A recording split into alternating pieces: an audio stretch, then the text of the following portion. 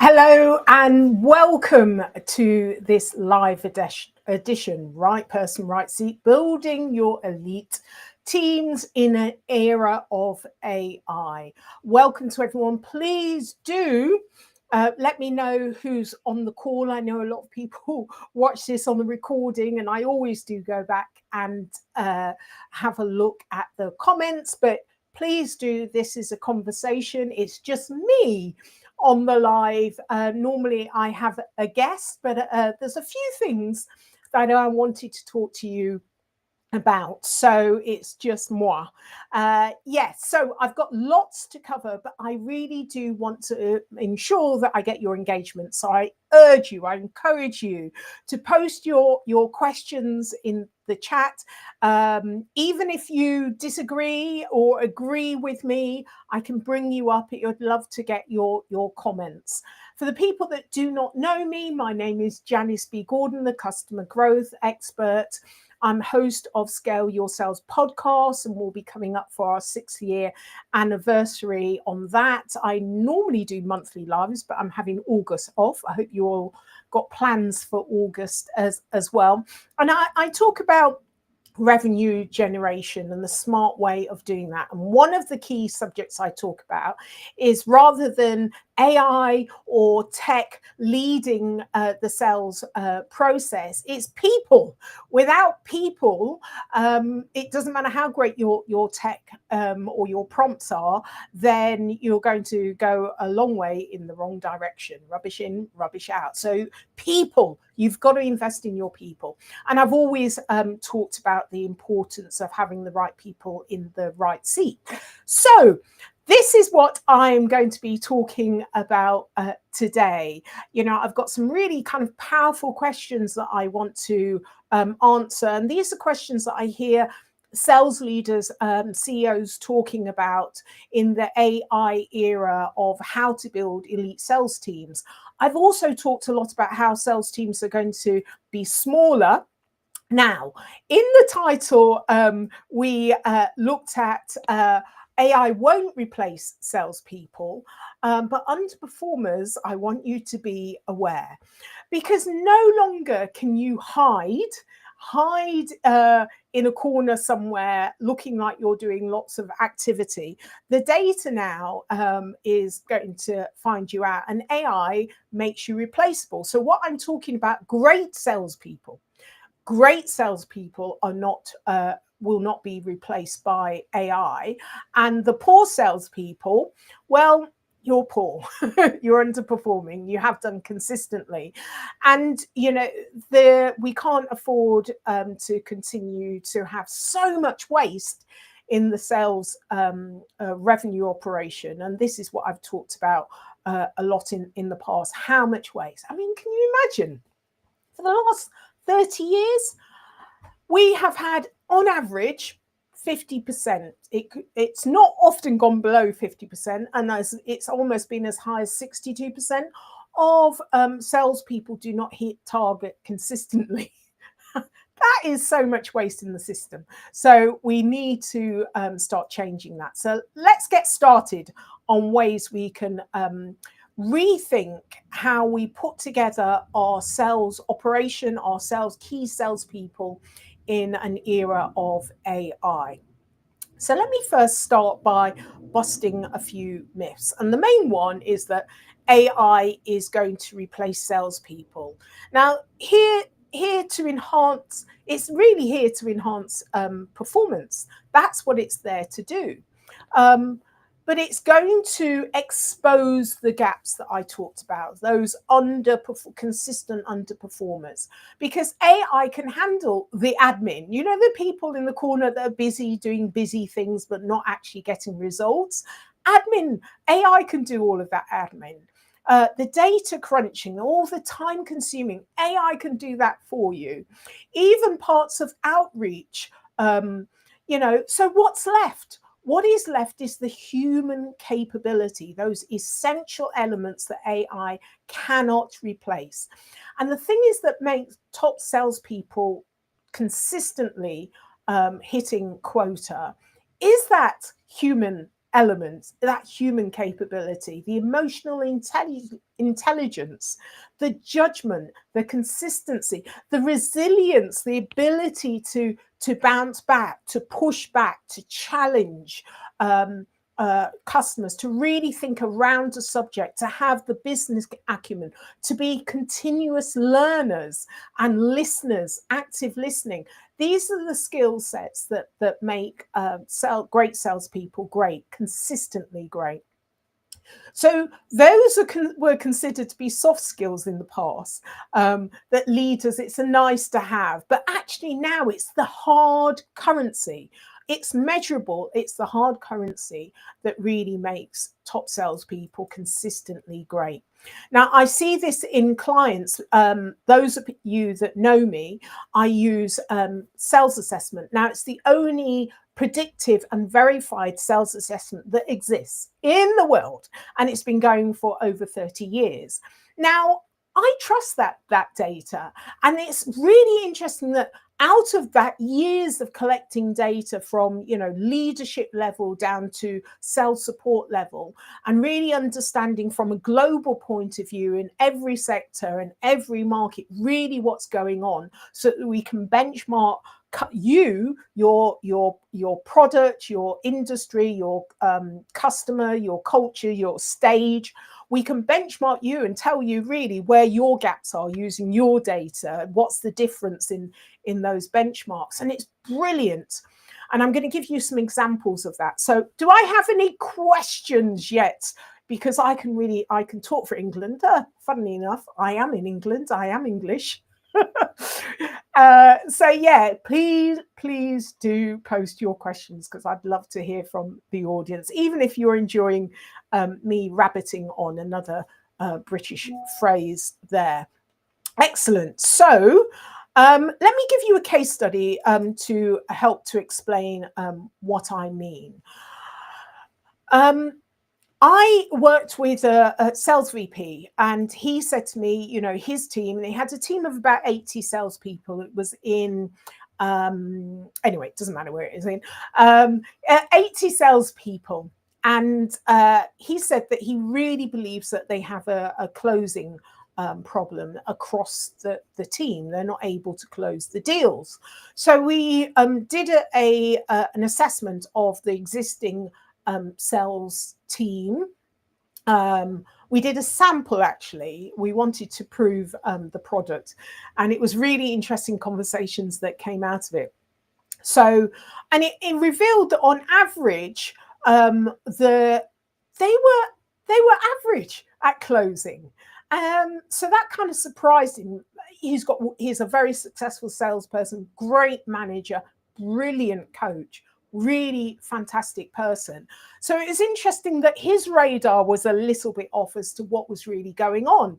Interesting, but not surprising, because sales leaders often think that they know, because they take their own experience and leverage that to understand what's going on in the teams. And especially when you get sales leaders that are really people, then they feel that they really are nurturing the individuals and they know their strengths. But there's a lot that's going on between here that we cannot see, and it's really difficult to test for until we use this assessment. So what happened was that it showed that the problem, the bigger problem, was in the supportive buy cycle. And this was consistently extremely low across the team. And the supportive buy cycle was undermining their closing ability. They were not challenging and they were not pushing back, because it didn't, because of their view around the buy cycle. But also the other thing that was particularly low was taking responsibility that we tested for. Now, this is part of the 21 core competencies that make a difference to, you know, whether someone is going to be successful on the job, not just successful in life, but on the job in your team, right? 21 core competencies. And what was happening here is that the team was not pushing back, and they then were resigning themselves to the results. not taking responsibility, making excuses. And that's why the closing was really below par, not because they didn't have closing skills. So it's really interesting when you really delve into the data.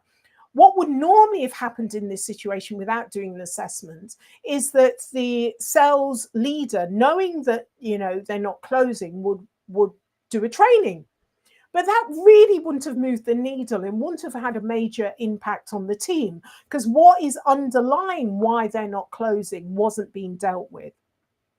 So when we look at what's going on within teams, it's often what's going on between here. Many managers are brilliant at coaching the deal, because it's deals they've done 100, 1,000 times before.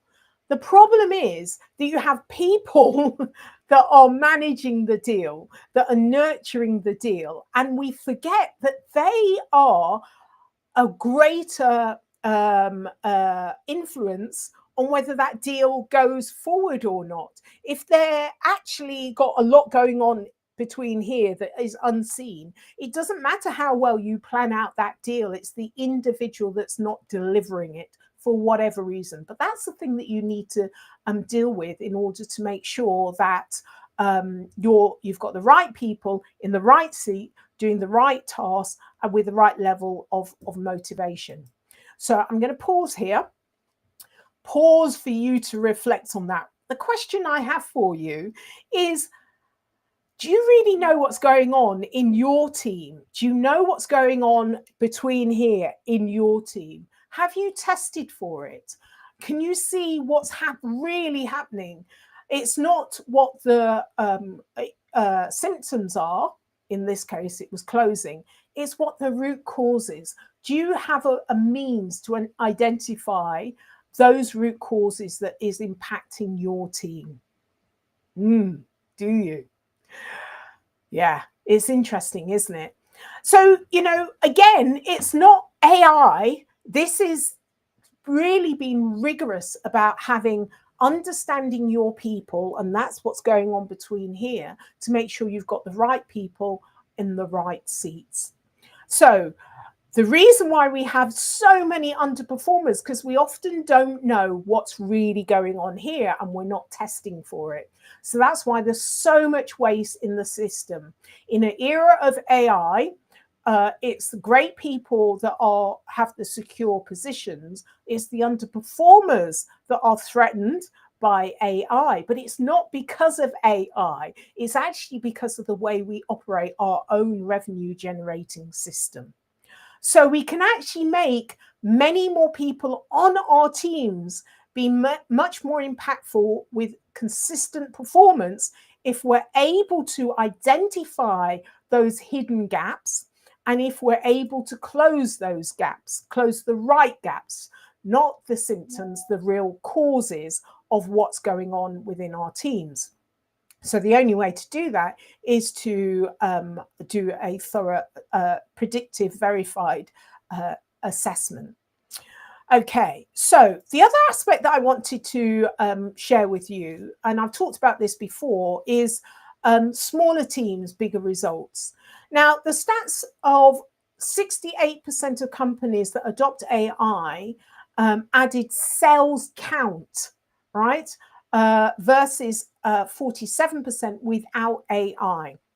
So I thought that was really interesting. And I covered this in my newsletter, this month's newsletter. So please do. You'll see all the references in there. Go and read that. So it's really interesting when we think of the threat of AI and smaller teams. It's not because of AI that teams will become smaller. In actual fact, when we really do utilize AI, we can add more headcount. They can be so much more effective doing what they do best, which is really the human element. But leaner sales teams will come because of the waste in our system. And, you know, the assessment that I work with and looks at, you know, how to outperform you and to reconcile some of those bloated teams, because you don't really want to move or discourage the wrong people or lose your top top sellers, you really want to understand, who have the greatest potential within your team that's currently untapped, and those that will never have the potential in your team, where to move them, where they're going to have more potential. So it's really about having the right people in the right seats and have leaner teams and better operations. Teams using AI saw a 29% higher revenue growth. So AI, we know, is here to stay, but it also 78% shorter deal cycle and 76% higher win rates. So we want to have the right people with the right mental attitude, and not with the limiting beliefs. We need to be coaching the ones that have the most potential and coaching them rather than and the deal, but them as well, to maintain those high standards, and using the right technology, including AI, so that we can gain from those higher growth revenues, shorter deal cycles, and higher win rates. Right people, right seats with the right technology. That's what we're wanting to achieve, and that's obviously what I can help you with. But I really want you to understand, with salespeople, it's what's going on here. So you need to have a mechanism to measure and understand that, so that you can have the right people, the greatest potential in the right seats. As another example, I worked with a company, and again, we did this assessment, and we realized that there was too many of the wrong people in the wrong seats. Often you might recruit a hunter into a hunter role, but no one's ever really done the assessment. And they might have some success. They might be in a perfect vertical for them. As soon as they move, then you think, well, this top salesperson I recruited is not performing. And it may be that actually they're not a hunter. They've been in a hunter role, but they're not a hunter. So it's important to understand what are the core competencies of your existing team and where they best fit within your revenue operation. So top quartile sales teams are 2.5 times earn 2.5 times gross higher margin per sales dollar than the bottom quartile teams, 2.5 times. So can you imagine if you were to get rid of or move into the right seats the bottom quartile and spend more time with the top and the middle quartile? Top is 2.5 times higher gross margin per sales dollar, right? You can imagine you wouldn't really miss that bottom quartile. They can be in other roles, whether it's, I don't know, customer success, which is still a sales role, but making sure that you're capitalizing on right people, right seats means that you can afford to have a leaner team if you know that you've got the right people in the right seats and you're using the technology to your advantage. Okay, I'm going to pause there again. Have we got any questions coming through for me? I'm having a look to see what's coming up. Fantastic. Yeah. Few people saying, yeah, go with it. They're loving the stats and the information. Yeah. Just, yeah, brilliant. All right. Okay. So let's press on here. There's nothing I can post up for the moment, just getting loads of words of support, which is brilliant. Okay. So let's talk about real coaching, real gains, and using data to move the needle.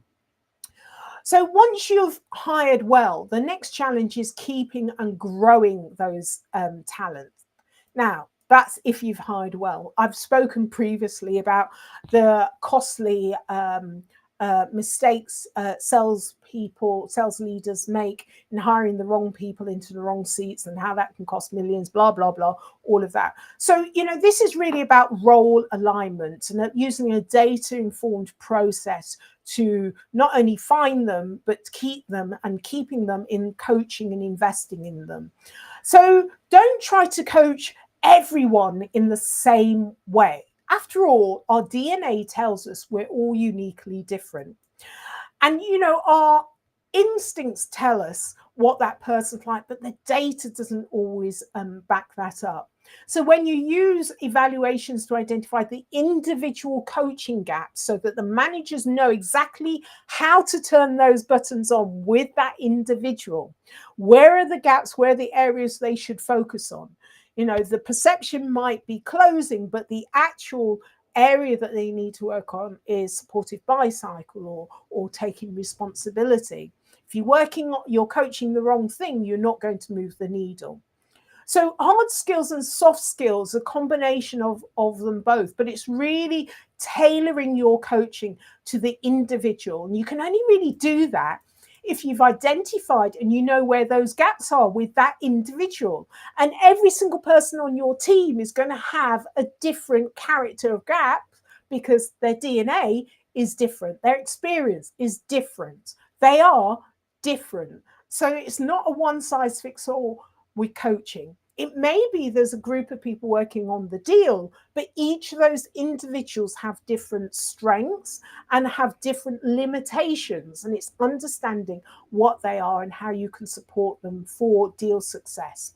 It's rather like managers are really comfortable with coaching the deal because it's deals they've done several times before themselves in their roles as salespeople. But what's absolutely critical to success is this black hole that's going on around here, and it's really starting to understand those hidden beliefs and views are the things that can win and lose the deal. One manager I worked with was trying to motivate a rep. Now, I don't know if I've spoken to so many managers in my time, and they're pulling their hair out with trying to motivate someone. You cannot, let me tell you, you cannot motivate someone, but you can identify if they are self-motivated, and what you can identify what motivates them, if it's intrinsic, extrinsic, and therefore, so you know what words to use to turn those buttons on, but you need to identify that up front to really understand it. The data revealed the issue wasn't motivation as we thought, but the data revealed that it was the need for approval.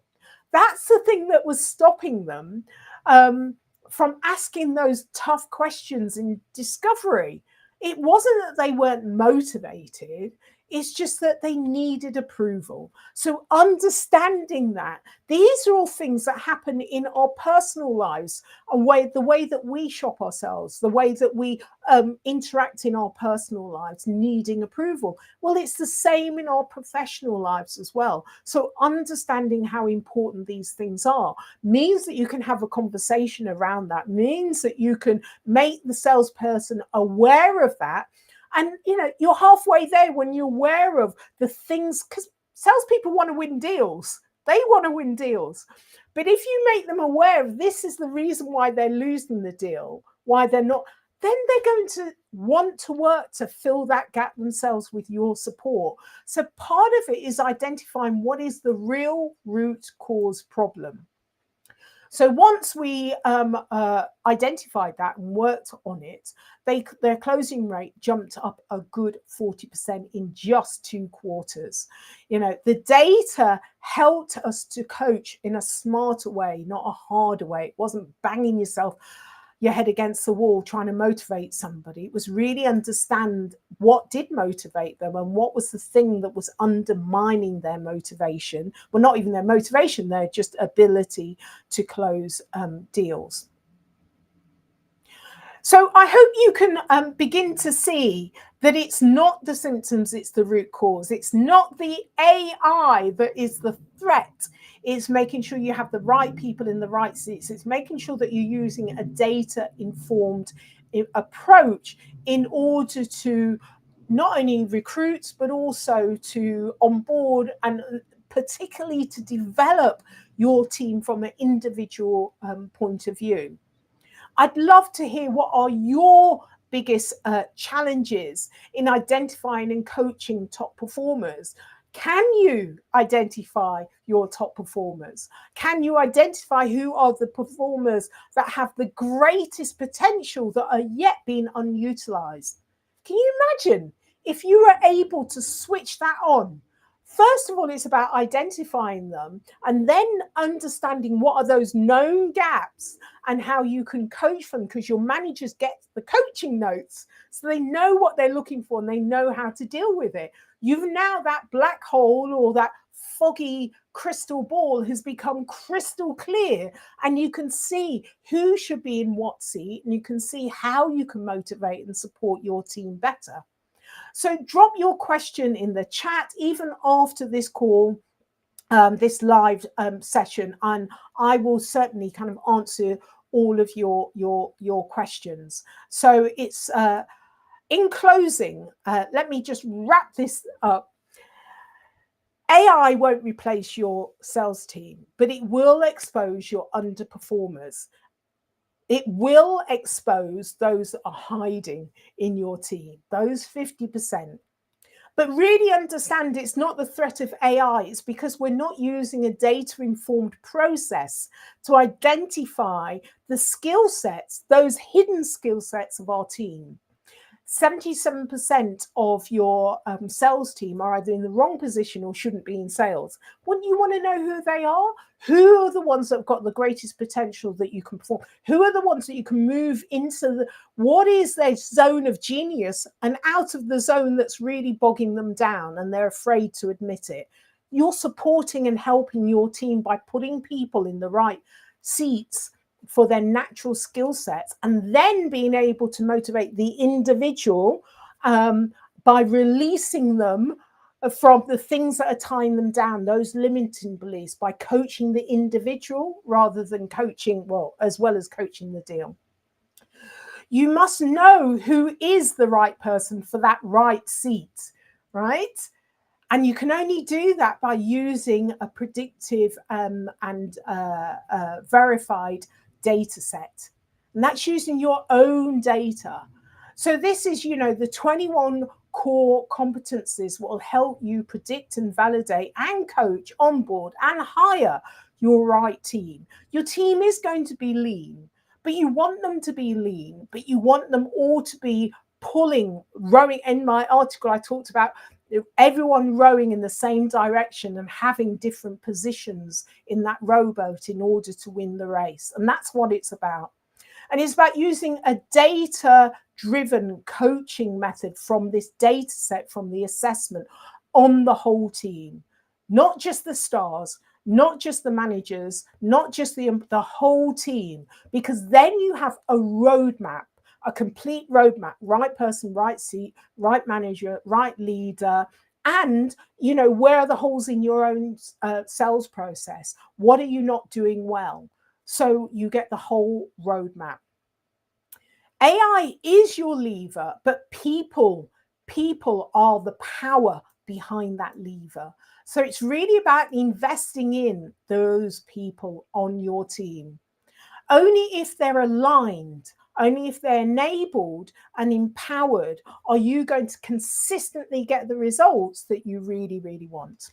Okay, so thank you for joining me on this live. I'm having a break in August and I will be back in September. Please do, even after this recording, message me. You may agree, disagree, you may want some references or have a talk. Please do make sure you get your team aligned, enabled, and empowered. All right, take care. Have a good summer.